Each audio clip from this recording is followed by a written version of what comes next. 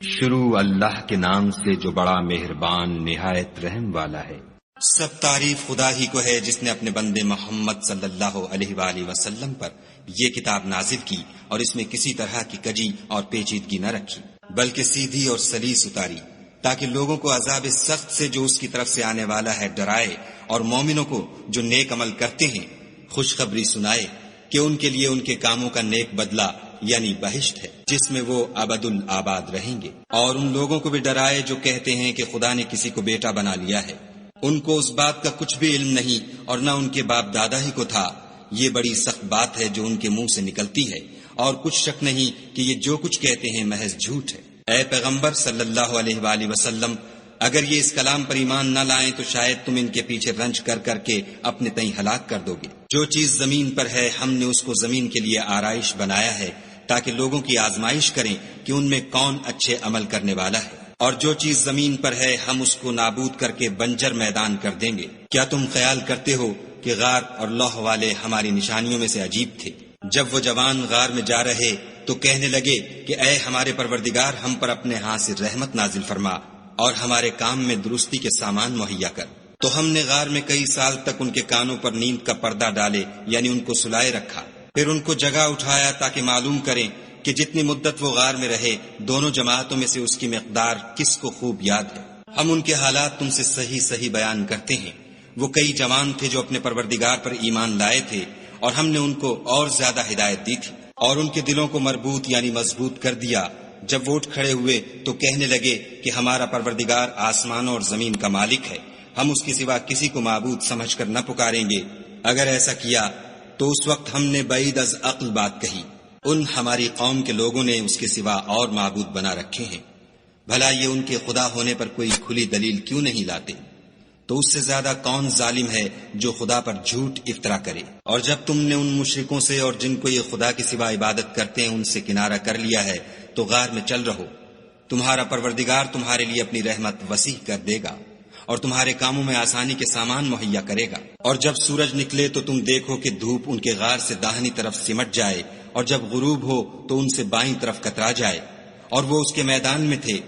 یہ خدا کی نشانیوں میں سے ہیں، جس کو خدا ہدایت دے وہ ہدایت یاب ہے، اور جس کو گمراہ کرے تو تم اس کے لیے کوئی دوست راہ بتانے والا نہ پاؤ گے۔ اور تم ان کو خیال کرو کہ جاگ رہے ہیں حالانکہ وہ سوتے ہیں، اور ہم ان کو دائیں اور بائیں کروٹ بدلاتے تھے، اور ان کا کتا چوکھٹ پر دونوں ہاتھ پھیلائے ہوئے تھا۔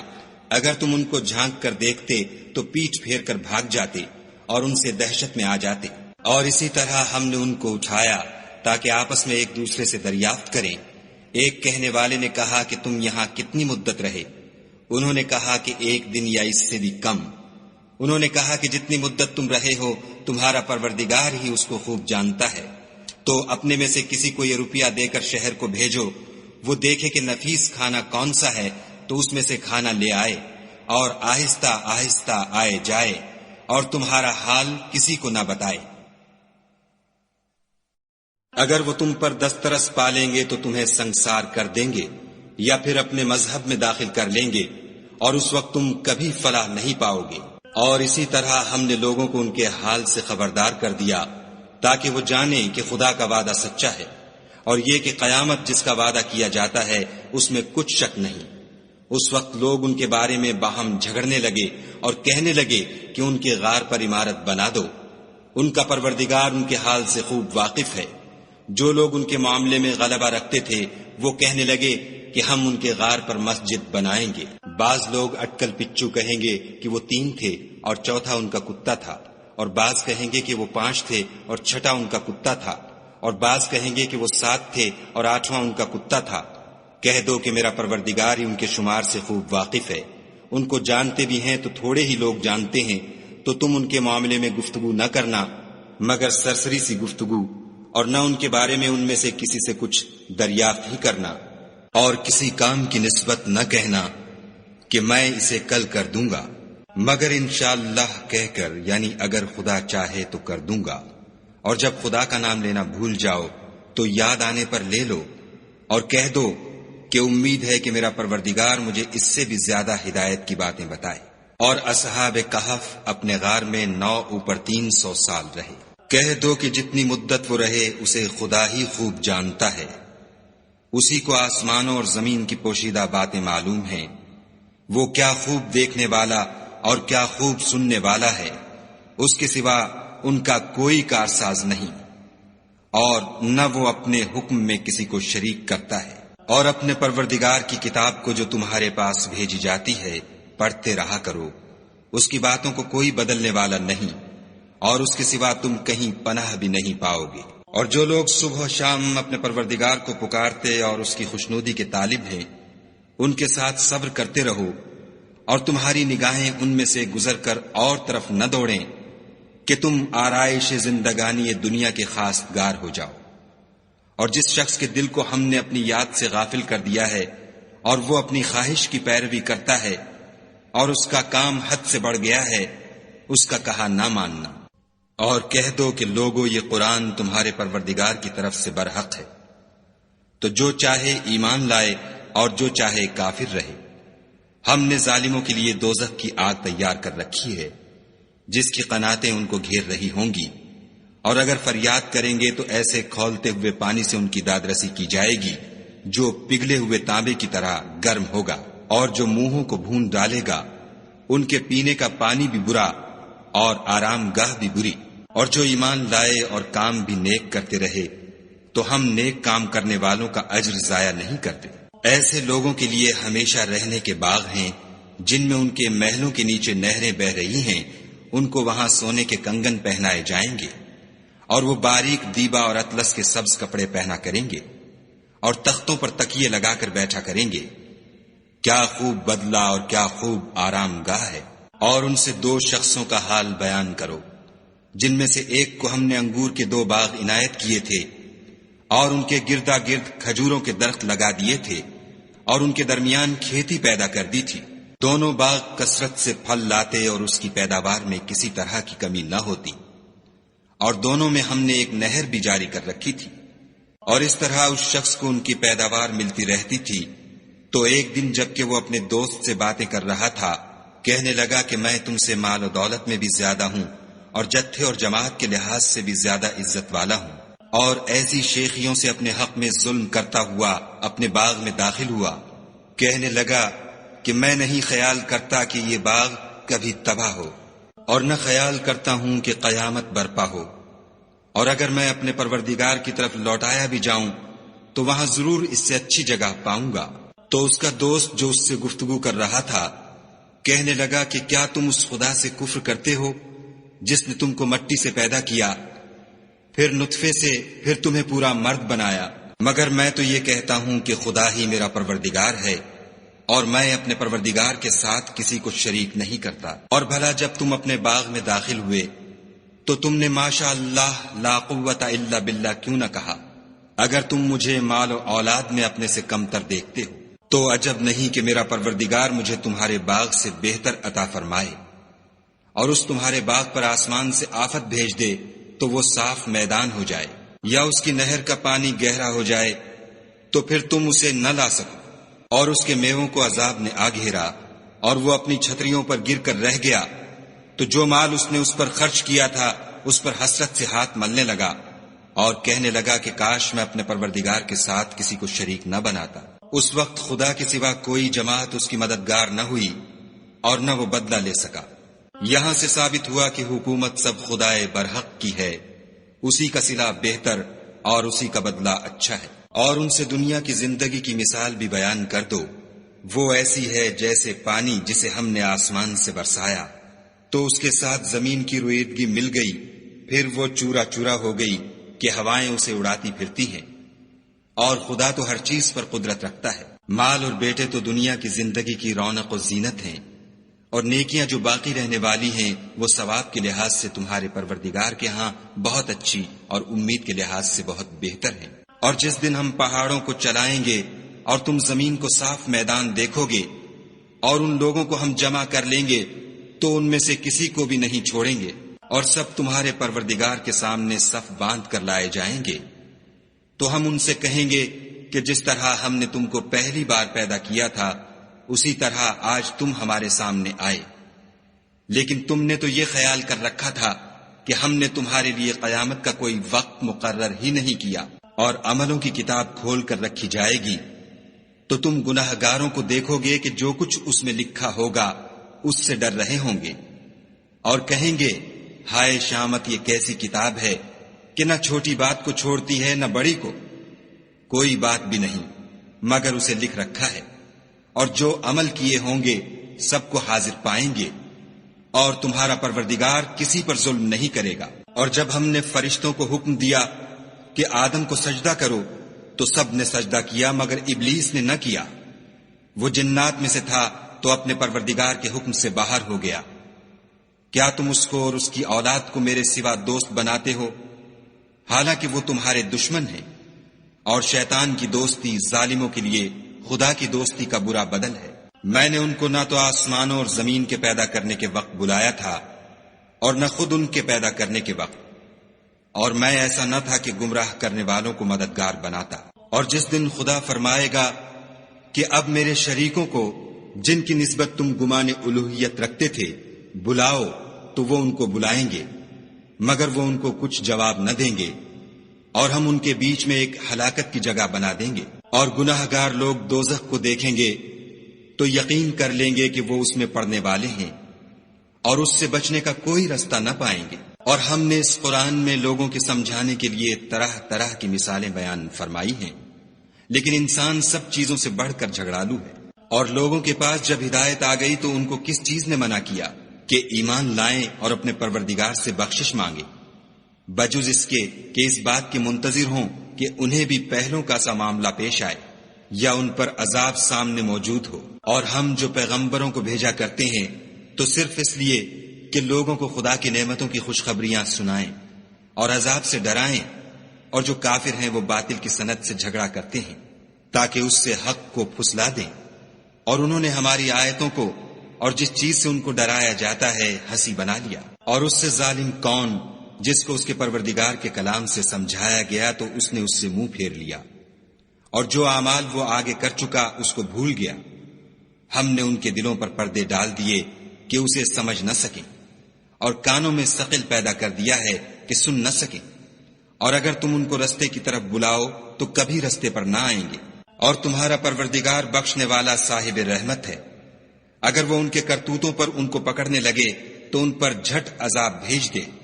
مگر ان کے لیے ایک وقت مقرر کر رکھا ہے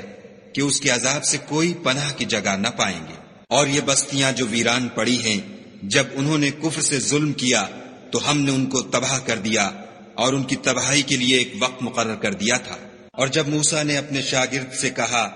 کہ جب تک میں دو دریاؤں کے ملنے کی جگہ نہ پہنچ جاؤں ہٹنے کا نہیں،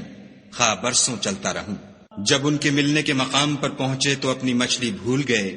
تو اس نے دریا میں سرنگ کی طرح اپنا رستہ بنا لیا۔ جب آگے چلے تو موسیٰ نے اپنے شاگرد سے کہا کہ ہمارے لیے کھانا لاؤ،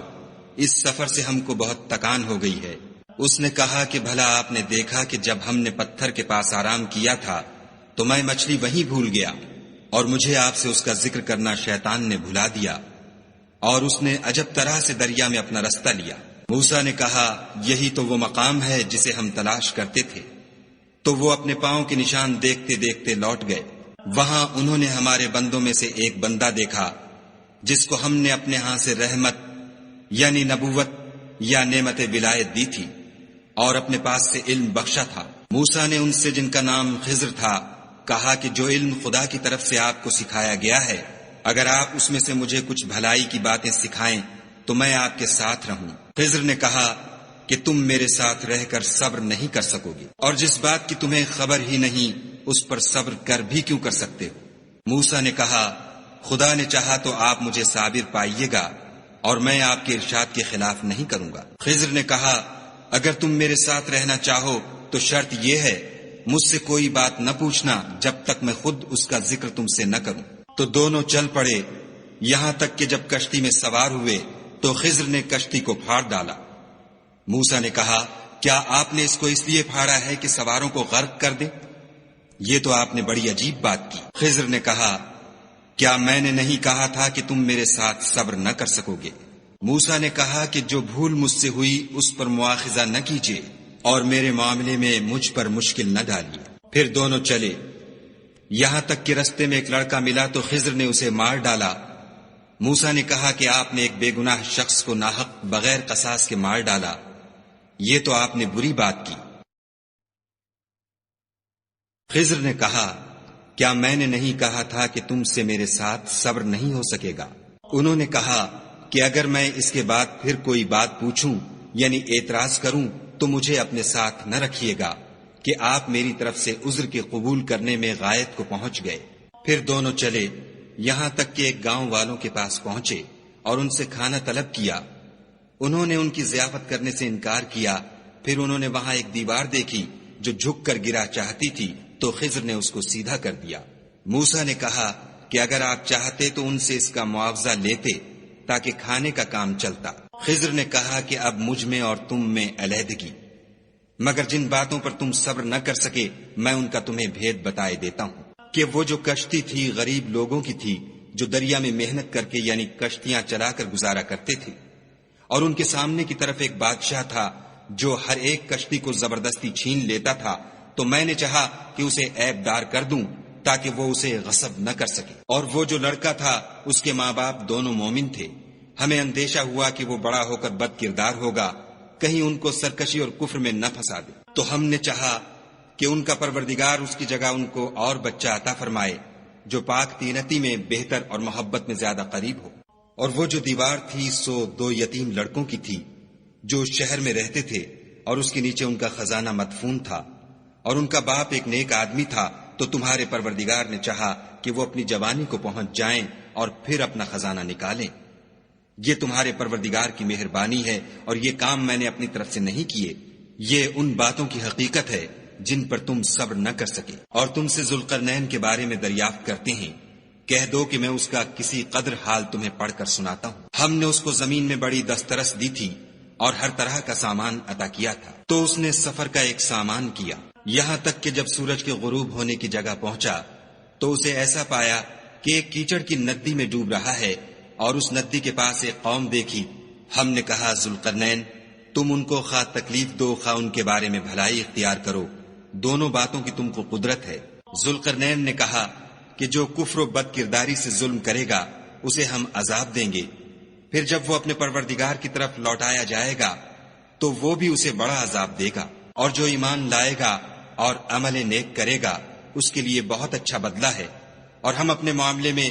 اس پر کسی طرح کی سختی نہیں کریں گے بلکہ اس سے نرم بات کہیں گے۔ پھر اس نے ایک اور سامان سفر کا کیا، یہاں تک کہ سورج کے طلوع ہونے کے مقام پر پہنچا تو دیکھا کہ وہ ایسے لوگوں پر طلوع کرتا ہے جن کے لیے ہم نے سورج کے اس طرف کوئی اوٹ نہیں بنائی تھی۔ حقیقت الحال یوں تھی، اور جو کچھ اس کے پاس تھا ہم کو سب کی خبر تھی۔ پھر اس نے ایک اور سامان کیا، یہاں تک کہ 2 دیواروں کے درمیان پہنچا تو دیکھا کہ ان کے اس طرف کچھ لوگ ہیں کہ بات کو سمجھ نہیں سکتے۔ ان لوگوں نے کہا کہ ذوالقرنین یاجوج اور ماجوج زمین میں فساد کرتے رہتے ہیں، بھلا ہم آپ کے لیے خرچ کا انتظام کر دیں کہ آپ ہمارے اور ان کے درمیان ایک دیوار کھینچ دیں۔ ذوالقرنین نے کہا کہ خرچ کا جو مقدور خدا نے مجھے بخشا ہے وہ بہت اچھا ہے، تم مجھے قوت بازو سے مدد دو، میں تمہارے اور ان کے درمیان ایک مضبوط اوٹ بنا دوں گا۔ تو تم لوہے کے بڑے بڑے تختے لاؤ۔ چنانچہ کام جاری کر دیا گیا، یہاں تک کہ جب اس نے دونوں پہاڑوں کے درمیان کا حصہ برابر کر دیا اور کہا کہ اب اسے دھونکو، یہاں تک کہ جب اس کو دھونک دھونک کر آگ کر دیا تو کہا کہ اب میرے پاس تانبا لاؤ کہ اس پر پگھلا کر ڈال دوں۔ پھر ان میں یہ قدرت نہ رہی کہ اس پر چڑھ سکیں اور نہ یہ طاقت رہی کہ اس میں نقب لگا سکیں۔ بولا کہ یہ میرے پروردگار کی مہربانی ہے، جب میرے پروردگار کا وعدہ آ پہنچے گا تو اس کو ڈھا کر ہموار کر دے گا، اور میرے پروردگار کا وعدہ سچا ہے۔ اس روز ہم ان کو چھوڑ دیں گے کہ روئے زمین پر پھیل کر ایک دوسرے میں گھس جائیں گے، اور سور پھونکا جائے گا تو ہم سب کو جمع کر لیں گے، اور اس روز جہنم کو کافروں کے سامنے لائیں گے جن کی آنکھیں میری یاد سے پردے میں تھیں اور وہ سننے کی طاقت نہیں رکھتے تھے۔ کیا کافر یہ خیال کرتے ہیں کہ وہ ہمارے بندوں کو ہمارے سوا اپنا کارساز بنائیں گے تو ہم خفا نہیں ہوں گے؟ ہم نے ایسے کافروں کے لیے جہنم کی مہمانی تیار کر رکھی ہے۔ کہہ دو کہ ہم تمہیں بتائیں جو عملوں کے لحاظ سے بڑے نقصان میں ہیں، وہ لوگ جن کی صحیح دنیا کی زندگی میں برباد ہو گئی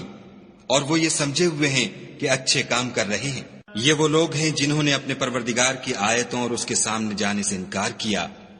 تو ان کے اعمال ضائع ہو گئے، اور ہم قیامت کے دن ان کے لیے کچھ بھی وزن قائم نہیں کریں گے۔ یہ ان کی سزا ہے یعنی جہنم، اس لیے کہ انہوں نے کفر کیا اور ہماری آیتوں اور ہمارے پیغمبروں کی ہنسی اڑائی۔ جو لوگ ایمان لائے اور عمل نیک کیے ان کے لیے بہشت کے باغ مہمانی ہوں گے، ہمیشہ ان میں رہیں گے اور وہاں سے مکان بدلنا نہ چاہیں گے۔ کہہ دو کہ اگر سمندر میرے پروردگار کی باتوں کے لکھنے کے لیے سیاہی ہو تو قبل اس کے کہ میرے پروردگار کی باتیں تمام ہوں سمندر ختم ہو جائے، اگرچہ ہم ویسا ہی اور اس کی مدد کو لائیں۔ کہہ دو کہ میں تمہاری طرح کا ایک بشر ہوں، البتہ میری طرف وہی آتی ہے کہ تمہارا معبود وہی ایک معبود ہے۔ تو جو شخص اپنے پروردگار سے ملنے کی امید رکھے چاہیے کہ عمل نیک کرے اور اپنے پروردگار کی عبادت میں کسی کو شریک نہ بنائے۔